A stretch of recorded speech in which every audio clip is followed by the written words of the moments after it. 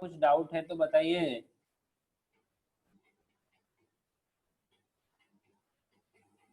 नहीं तो आज हम क्वांटम मैकेनिकल मॉडल शुरू करेंगे। नो सर, डाउट नहीं है। ओके, बहुत बढ़िया।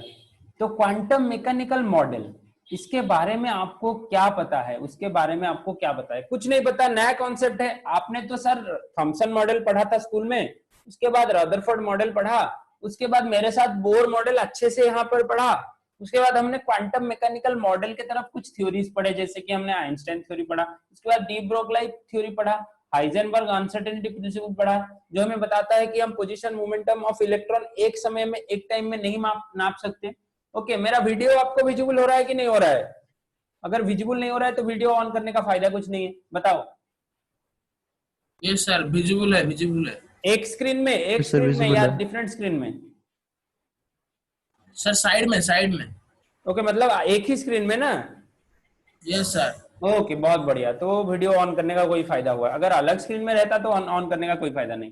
तो ये जो क्वांटम मैकेनिकल मॉडल, पहले जो हाइजेनबर्ग जिन्होंने अनसर्टेनिटी प्रिंसिपल दिया, वही, उनके साथ एरविन स्क्रोडिंजर, ये नाम याद रखिए, बहुत ही इंपॉर्टेंट नाम है, एरविन स्क्रोडिंजर। इन्होंने ही क्वांटम मैकेनिकल मॉडल का पहला जो बेस था, इन्होंने ही बताया। कब ना? 1926 में। ओके, उन्होंने क्वांटम मैकेनिक्स या फिर वेव मैकेनिक्स, क्वांटम मतलब वेव, क्वांटा क्या बोलते थे हम? प्लांक्स ने बोला कि एनर्जी क्वांटा के रूप में आता है, एक छोटे छोटे पार्टिकल्स, छोटे छोटे पैकेट्स के रूप में आता है, क्वांटा के रूप में आता है। इसको हम बोलते हैं वेव मैकेनिक मॉडल या फिर क्वांटम मैकेनिक मॉडल। तो ये जो wave mechanic model of atom है, ये हमें कुछ नए नए कॉन्सेप्ट सिखा जाता है, जो कि पहले सारे जो एटॉमिक मॉडल थे, बोर हो, समरफील्ड हो, रदरफोर्ड हो, थॉमसन हो, ये सब नहीं सिखा पाए थे। जैसे कि एक पहला कॉन्सेप्ट उन्होंने बताया कि एटॉमिक ऑर्बिटल वाला कॉन्सेप्ट, ये बिल्कुल नया कॉन्सेप्ट है। हमने सर ऑर्बिट पढ़ा था, ऑर्बिट पढ़ा था, पर ऑर्बिटल क्या होता है? बोर ने हमें ऑर्बिट सिखा के दिया। फिर आजीम्यूथल क्वांटम नंबर हमने समरफील्ड से सीखा, आजीम्यूथल क्वांटम नंबर के बारे में हमने समरफील्ड से सीखा। पर ये जो ऑर्बिटल क्या होता है, ये हमने कहां से सीखा ना? क्वांटम मैकेनिकल मॉडल से सीखा। तो देखिए, जो डिफरेंट क्वांटम नंबर्स आए, इसी क्वांटम मैकेनिकल मॉडल से डिफरेंट क्वांटम नंबर्स आए। ये क्वांटम वर्ड को आप अपने दिमाग में जहां भी डाल सकते हैं, डाल दीजिए, क्योंकि ना ये अच्छा है आपके लिए। अभी आपके क्वांटम के बारे में ही हमारा डिस्कशन चलेगा 2-3 क्लास, तो अच्छे से आपको दिमाग में डालना होगा क्वांटम मैकेनिकल मॉडल को और क्वांटम नंबर्स को। तो क्वांटम नंबर्स क्या है? जो इस मॉडल से हमने जो नंबर डिराइव किए, जो सेल नंबर हो, सबसेल हो, ऑर्बिटल हो या फिर स्पिन हो, ये सबको जो हमने डिराइव किया, इसको हम बोले क्वांटम नंबर्स। तो टेक्निकली हमारे पास 4 क्वांटम नंबर मिले। एक है सेल नंबर, जिसको हम बोले प्रिंसिपल क्वांटम नंबर, इसको हम बोले principal quantum number. Shell number को हम बोलते हैं प्रिंसिपल क्वांटम नंबर। जैसे कि आपके इंस्टीट्यूट के प्रिंसिपल होते हैं सबके हेड, ऐसे ही ये जो सेल नंबर है, ये सारे क्वांटम नंबर्स का हेड होता है या फिर सबसे बड़ा होता है, और इसके अंदर बाकी सारे क्वांटम नंबर समाये होते हैं। तो सेल नंबर हमें क्या पता था? हमने स्कूल में क्या पढ़ा था? KLMN, हाँ कि नहीं ऋषिकेश? आपने स्कूल में पढ़ा था कि नहीं पढ़ा था KLMN के बारे में? बताओ, जहां पर भी डाउट होगा, जहां पर भी डाउट होगा सर 1 मिनट देके मुझे समझाइए बोल के ऐसे बताना। और जहां पर भी क्वेश्चन आपको समझ नहीं आएगा तो बताना, नहीं बताओगे तो मैं कैसे जानूंगा? ये क्या ऑफलाइन क्लास है, मैं आपके मुंह से पहचान लूंगा? नहीं पहचानूंगा ना। तो ऑनलाइन क्लास में आपको मुंह खोल के बताना पड़ेगा, समझ रहे हो? Yes sir. तो ये हो गया प्रिंसिपल क्वांटम नंबर का फंडा। इसके बारे में कुछ जानने की जरूरत नहीं है। ये कैसे होता है? 1 2 3 4 ऐसे होता है। Principal quantum number K for 1, L for, M for, N for, okay, ऐसे होता है। फिर अब चलते हैं हम आजीम्यूथल क्वांटम नंबर या फिर सबसेल पे।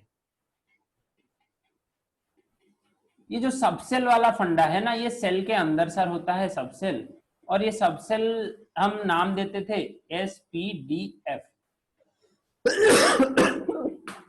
सर एक सेल के अंदर क्या सारे सबसेल होंगे? नहीं होंगे। 1 सेल में सिर्फ S सबसेल है। वैसे ही K सेल, M सेल में, सॉरी सेकंड सेल में, सेकंड प्रिंसिपल क्वांटम नंबर में सिर्फ 2 सबसेल है SP। वैसे ही थर्ड प्रिंसिपल क्वांटम नंबर में सिर्फ 3 है, और चौथे से हम चारों सबसेल हर जगह पाएंगे। पांचवे में 5 सबसेल हैं, F के बाद और एक सबसेल होता है G, और एक सबसेल होता है H, छठे में 6 सबसेल है, ऐसे आप आगे बढ़ते जाएंगे। और ये सबसेल का क्वांटम नंबर मैं अभी आपको निकालना सिखाऊंगा। पहले हम स्क्रोडिंजर इक्वेशन देख लेते हैं। अरे मेरे साथ थोड़ा थोड़ा क्लास नोट लिखते जाओ, थोड़ा थोड़ा अपना रफ कॉपी में क्लास नोट लिखते जाओ, बाद में आप पूरा ये जो पढ़ के थ्योरी पढ़ के आप खुद बना सकते हो। अगर नहीं बना सकते हो मुझे बोलना, सर हमें यहाँ पर दिक्कत हो रहा है, क्लास नोट में थोड़ा थोड़ा लिखते जाओ। ऑर्बिटल क्या होता है, यहाँ पर हमारा मेन पॉइंट आ गया।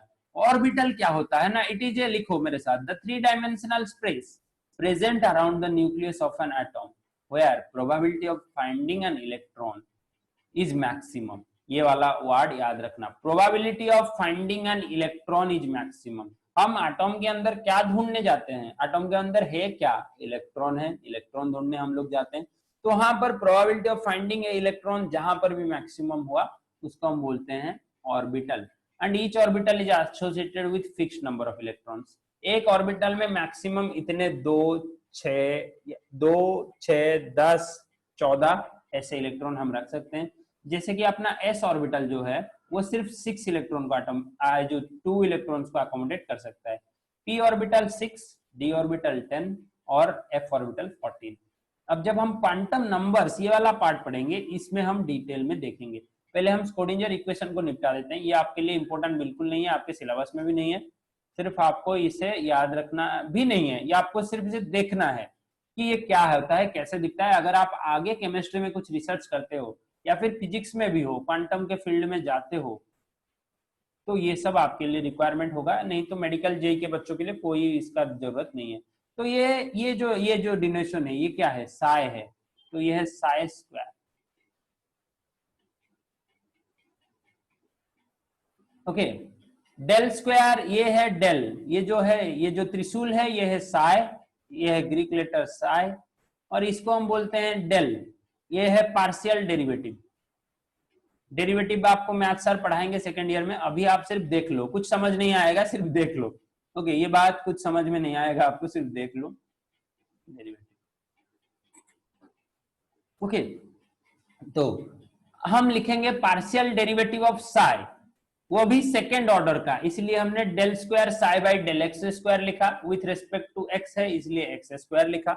और यहाँ पर वैसे ही del square psi by del Y square लिखा।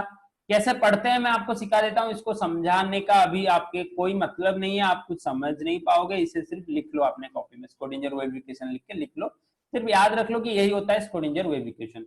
Okay, del square psi by del Y square, del square psi by del Z square, और प्लस क्या होता है ना 8 pi square m by h square, e minus b, e for energy, b for potential, into psi is equal to 0। Okay, v for potential energy, e for total energy. Total energy मतलब kinetic energy plus potential energy को मिला के। तो देखो यहीं से हमें quantum number मिलते हैं, 3 integer called l m n were obtained, these are called quantum numbers। यहीं से हमें क्वांटम नंबर मिलते हैं, यही है अपना पूरा फंडा। और वेव इक्वेशन का सिग्निफिकेंस हमें जानने की जरूरत नहीं है, आप ये वेव इक्वेशन लिखो और ये वाला पॉइंट लिखो कि यहीं से हमें क्वांटम नंबर मिलता है। और ये हैमिल्टोनियन ये सब लिखने की कुछ जरूरत नहीं है, ये सब काट दो, ये सब लिखने की कुछ जरूरत नहीं है, समझ रहे हो। सिर्फ ये वाला इक्वेशन लिखो और यहाँ से आपको ये क्वांटम नंबर्स मिलते हैं, ये वाला पहला पॉइंट लिखो। एक्स वाई जेड एक्सिस से आपको L M N 3 quantum number मिलते हैं, और स्पिन वाला क्वांटम नंबर अलग जगह से आता है, मैं उसके बारे में भी बाद में अभी डिस्कस करूंगा, इसी क्लास के आखिर तक वो आ जाएगा। चलो जल्दी लिखो और लिख के रेजान करो, 2 मिनट 1 मिनट टाइम दिया जाता है, जल्दी लिख के रेजान करो।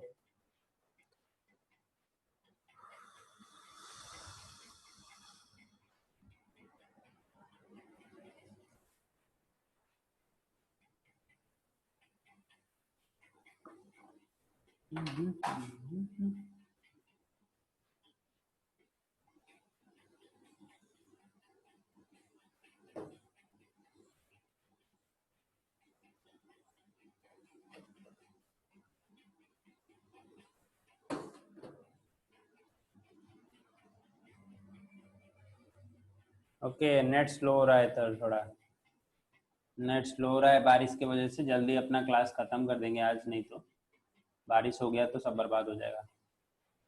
चलो, आप लोगों का नेट का कनेक्शन सही लगता है, मेरा अभी थोड़ा स्लो हो रहा है। जल्दी से लिखो, रेजाइन करो, कितना टाइम लेते हो? स्क्रोडिंजर इक्वेशन लिखना नहीं आ रहा है या पढ़ना नहीं आ रहा है? अगर पढ़ना नहीं आ रहा है तो और एक बार मेरे साथ पढ़ो। Del square psi by del x square plus del square psi by del Y square plus del square psi by del Z square plus 8 pi square M by H square whole into E minus V psi is equal to 0। ये लिखो। वहां पर H Planck constant है, ई है total energy, we है potential energy, और x Y Z axis में जो तीन हम सॉल्व करके निकालते हैं उसको हम बोलते हैं क्वांटम नंबर्स। और हमारा इंपॉर्टेंट पार्ट है, हमें पढ़ना है क्वांटम नंबर्स। जल्दी से लिखो और रेजन करो। कितना टाइम लेते हो? रेजन करो या फिर बताओ सर खत्म हो गया? सर खत्म हो गया। बहुत बढ़िया।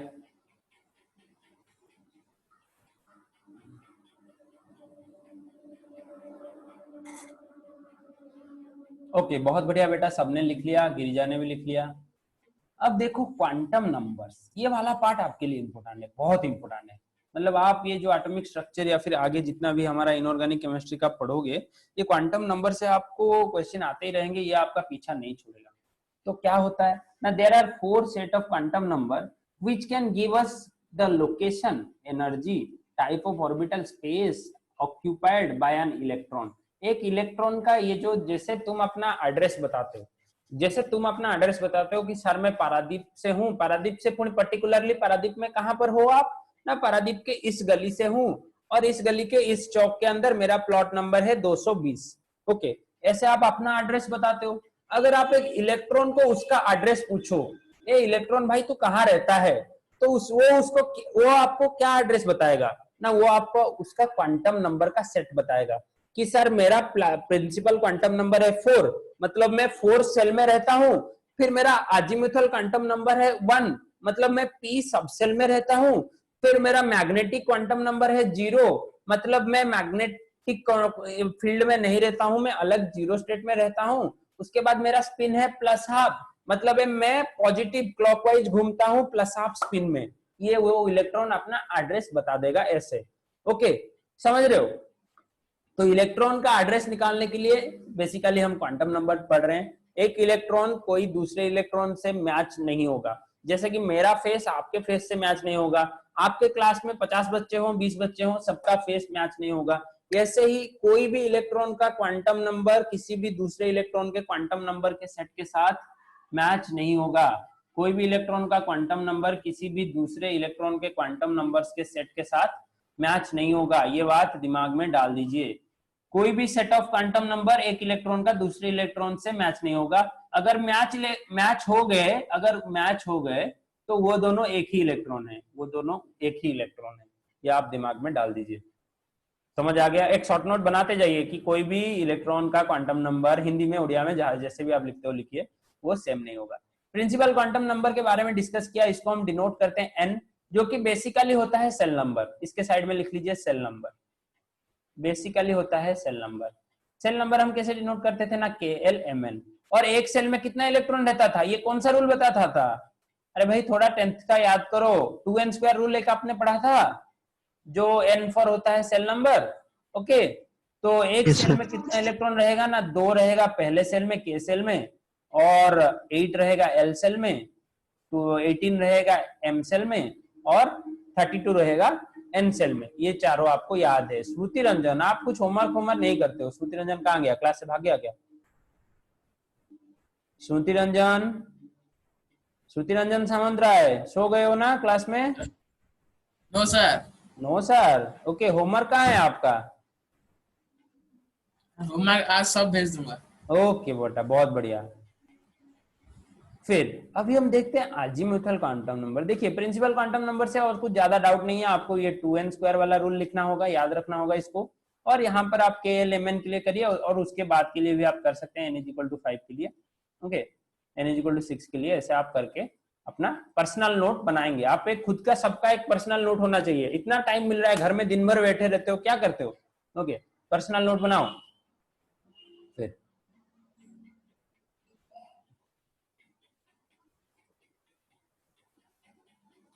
अभी देखिए अजीमुथल क्वांटम नंबर, मेरे साथ हेडिंग डालिए। सर अजीमुथल क्वांटम नंबर क्या होता है? कुछ कुछ हमने इसके बारे में समरफील्ड एटॉमिक मॉडल में पढ़ा था, पर समरफील्ड एटॉमिक मॉडल में इन्होंने इसे के डिनोट किया था और इसका डेफिनेशन भी गलत बताया था। तो अजीमुथल वर्ड वहीं से आया था, पर क्वांटम नंबर वहीं से नहीं आया है। अजीमुथल क्वांटम नंबर आया है क्वांटम मैकेनिकल मॉडल से, जो कि हमने स्कोडिंजर या फिर हाइजेनबर्ग इन दोनों के से सीखा है। तो देखिए, क्वांटम अजीमुथल क्वांटम नंबर और subsidiary quantum number is denoted by L, small L है, कैपिटल एल नहीं, स्मॉल एल। तो ये स्मॉल एल जो होता है उसका वैल्यू होता है 0 से n-1 तक, 0 से लेकर 1 2 3 से लेकर n-1 तक। अगर आपका n का वैल्यू 1 हुआ तो मुझे कौन बता सकता है l का वैल्यू कितना होगा? n का वैल्यू अगर 1 हुआ तो l का वैल्यू कितना होगा, कौन बता सकता है? 0 0 होगा। और क्या होगा? और क्या होगा बताओ? वेरी गुड, 0 जिसने बताया बहुत बढ़िया। और क्या होगा?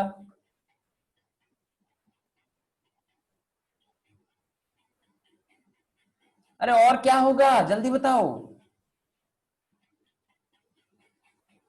और कुछ नहीं होगा सर, बिकॉज l का वैल्यू है n-1 और अगर हमारा n का वैल्यू ही 1 है तो 1-1 कितना बन गया?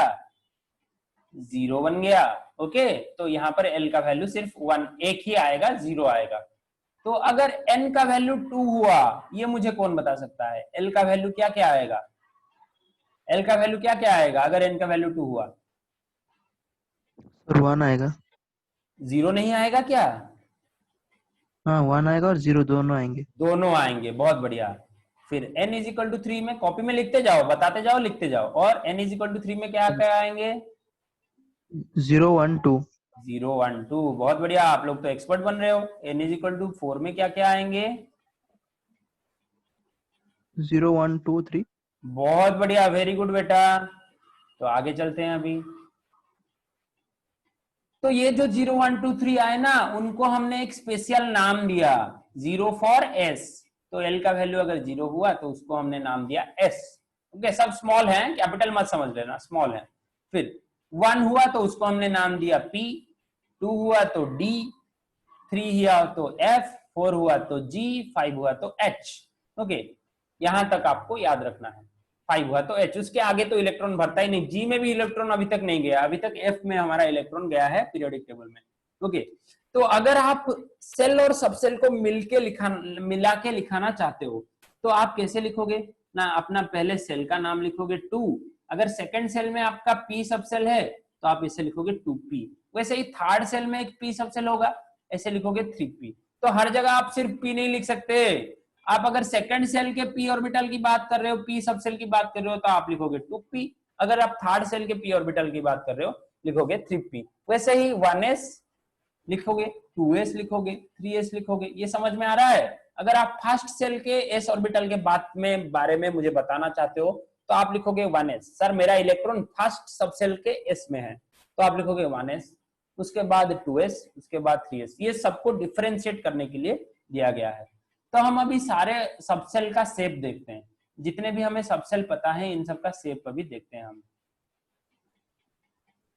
देखो, पॉसिबल वैल्यूज, यही मैंने आपको टेबल बनाने की कोशिश की थी। n इज इक्वल टू 1 2 3 4, यहाँ पर वैल्यूज आ गया। और कैसे आप उसे नोट करोगे? पहले देखो, पहले सेल में सिर्फ 1s है, उसके बाद 2s 2p है, यहाँ पर 0 1 2 के लिए ये 3s 3p 3d है, और यहाँ पर 4 के लिए 0 1 2 3 के लिए 4s 4p 4d है। Okay, 4s 4p 4d 4f। समझ आ गया? ये टेबल जल्दी से बनाओ 1 मिनट में, ये टेबल जल्दी से 1 मिनट में बनाओ। रफ कॉपी में बनाते जाओ और आपका फेयर नोट आप खुद बनाओगे, ये आपके लिए होमवर्क है। और बहुत सारे बच्चे जब फेयर नोट बना के मुझे भेजते भी हैं, आप भी बनाओ और भेजो। आपके बारे में बता रहा हूँ, और सेकेंड ईयर के बच्चे भी फेयर नोट बनाते हैं, बहुत अच्छे बच्चे हैं, डोंट वरी। अब ऑर्बिटल एंगुलर मोमेंटम का वैल्यू, ये बोर मॉडल में हमें कुछ कुछ पता चला था। वहां पर बोर मॉडल में बनाया था NH/2π, NH/2π। बट यहाँ पर ऑर्बिटल एंगुलर मोमेंटम का वैल्यू हो जाएगा h/2π into L whole into L+1 का whole root over, where L is azimuthal quantum number. इसके बारे में इतना टेंशन मत लो, ये एक नॉर्मल फॉर्मूला है। जहां भी क्वेश्चन आएगा आपको L का वैल्यू पता होगा, एच का वैल्यू आपको पता है Planck's constant. Saumya Planck's constant का वैल्यू कितना होता है बताओ? 6.62 into 10 to the power 34 joule second. Okay, याद रखो। फिर 2 पाई, पाई का वैल्यू कितना होता है, कौन बता पाएगा? पाई का वैल्यू कितना होता है? 22/7। 22/7।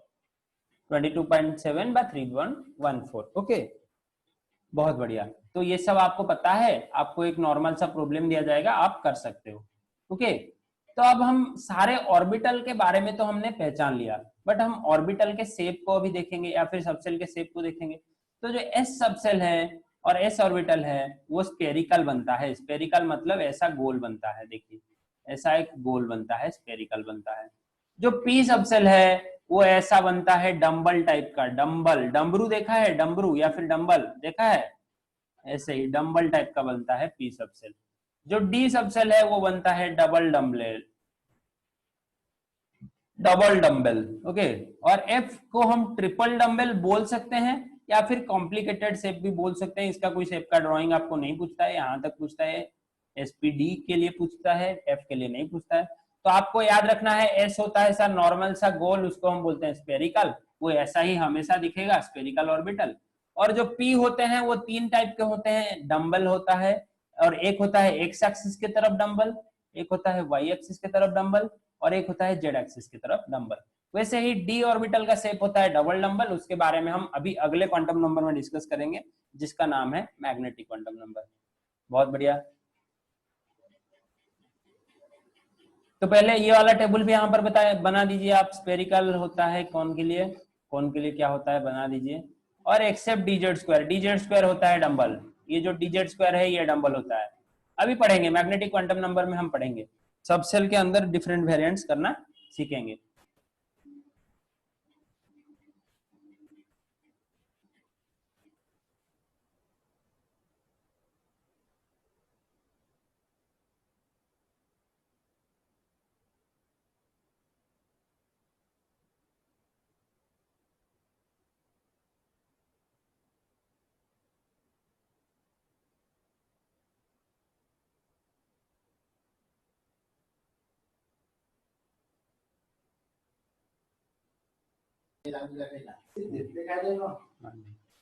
ओके, अब शुरू करते हैं मैग्नेटिक क्वांटम नंबर। देखो भाई, मैग्नेटिक क्वांटम नंबर क्या होता है, ये हैरान कर लो। मैग्नेटिक क्वांटम नंबर होता है m या फिर ml, हम इसको डिनोट करते हैं m या फिर m सबस्क्रिप्ट l। समझ आ रहा है कि नहीं आ रहा है?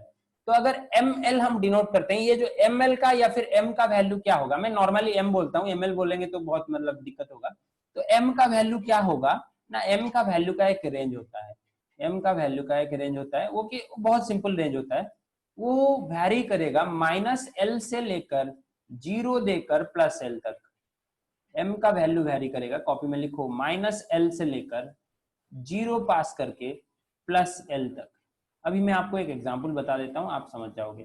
अगर मेरा l का वैल्यू 3 हुआ, अगर मेरा l का वैल्यू 3 हुआ, तो m का पॉसिबल वैल्यू होगा -3, -2, -1, 0, बताओ मेरे साथ, +1, +2, +3।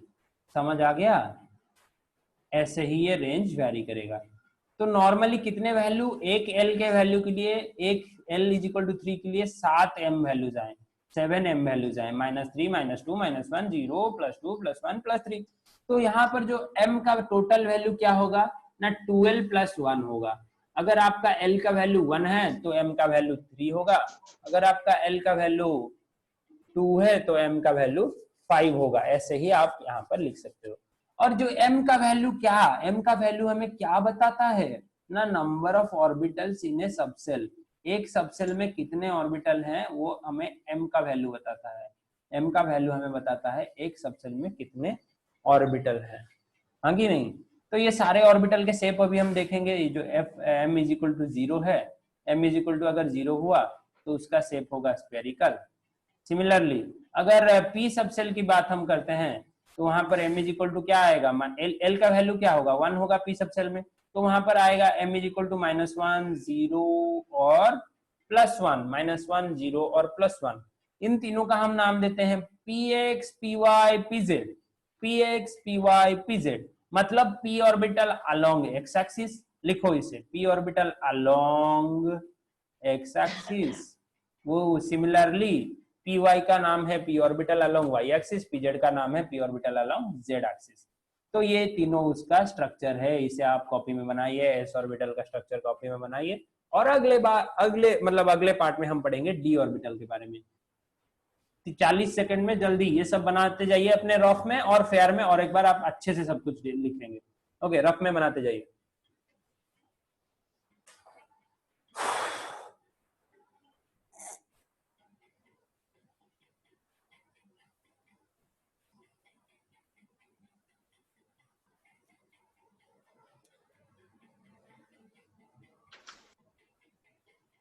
रफ में बनाइए। यहाँ पर देखिए एक्स एक्सिस के तरफ जो डंबल रहा उसको हम बोले px, वाई एक्सिस के तरफ जो डंबल रहा उसको हम बोले py, और जेड एक्सिस के तरफ जो डंबल रहा वो उसको हम बोले pz। ये तीनों बहुत ही आसानी से आपको समझ आ गया होगा मुझे लगता है। ओके,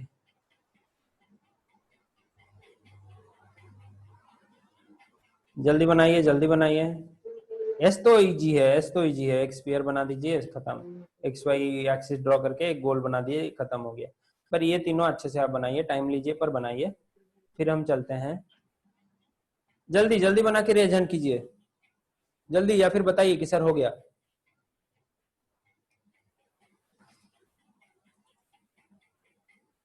जल्दी बताइए कि सर हो गया। ओके ऋषिकेश, बहुत बढ़िया। बाकी सब कब करोगे? सौम्य, वेरी गुड। अब आगे हम अपने कॉम्प्लेक्स पार्ट में, अब आगे हमने कॉम्प्लेक्स पार्ट में डी ऑर्बिटल के शेप में। एफ ऑर्बिटल का शेप आपको बहुत कॉम्प्लेक्स होता है, वहां पर 7 एफ ऑर्बिटल्स होते हैं, और ये पूरा कॉम्प्लिकेटेड शेप होता है, उसको हम डिस्कस नहीं करेंगे। सिर्फ हम अपने डी ऑर्बिटल के शेप को डिस्कस करेंगे। तो हमने क्या बताया कि डी ऑर्बिटल में 5 डी ऑर्बिटल्स होते हैं, क्योंकि ना यहाँ पर एल का वैल्यू होता है 2, तो एम के पॉसिबल वैल्यू क्या होंगे? -2, -1, 0, +1, +2। हाँ कि नहीं? तो अगर 5 डी ऑर्बिटल हैं, उन पांचों डी ऑर्बिटल का नाम मैंने दिया 3dxy, dyz, dzx, dx² - y², dz²। तो इन लोगों का स्ट्रक्चर बनाने का एक सिंपल फॉर्मूला या फिर सिंपल ट्रिक है मेरे पास। आपको जो दोनों एक्सिस दिए गए हैं, ये जो डंबल है, उसी दोनों एक्सिस के बीचों बीच आपको रखना है।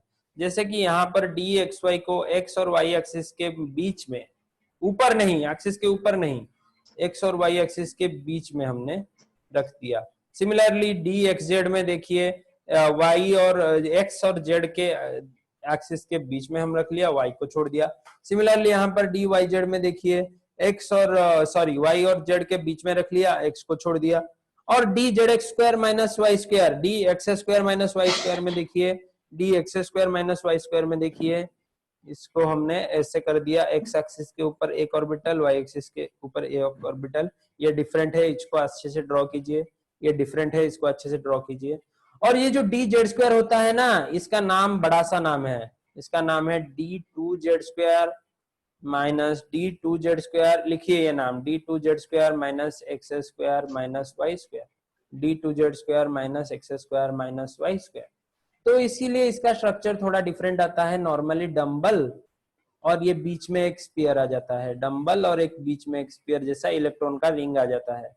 ये है हाईली कॉन्सेंट्रेटेड एरिया इलेक्ट्रॉन ढूंढने के लिए। ओके, इसका नाम है dz²। और एफ का बहुत कॉम्प्लिकेटेड होता है सर, एफ के बारे में हमें पढ़ना नहीं है, हमें सिर्फ डी के सारे स्ट्रक्चर बनाने हैं। अभी 4 minute low, 5 minute low, 5 minute low, पांचों डी के स्ट्रक्चर अच्छे से बनाओ, और अगले क्लास में हम मिलेंगे 10 मिनट बाद या फिर 5 मिनट बाद। हम अगले और एक बार उसी लिंक में ज्वाइन करेंगे अगले सेशन के लिए। अभी अभी अभी ज्वाइन करेंगे। ओके, इस क्लास के बाद अगले सेशन के लिए ज्वाइन करेंगे, और ये क्वांटम नंबर का जो है फंडा खत्म करेंगे। थोड़े थोड़े छोटे छोटे क्वेश्चन करेंगे, और अगले क्लास के लिए, अगले क्लास में हम ये अपना टॉपिक खत्म करेंगे। ओके, बहुत दिनों से एटॉमिक स्ट्रक्चर चल रहा है, खत्म कर देते हैं भाई फाइनली, जल्दी से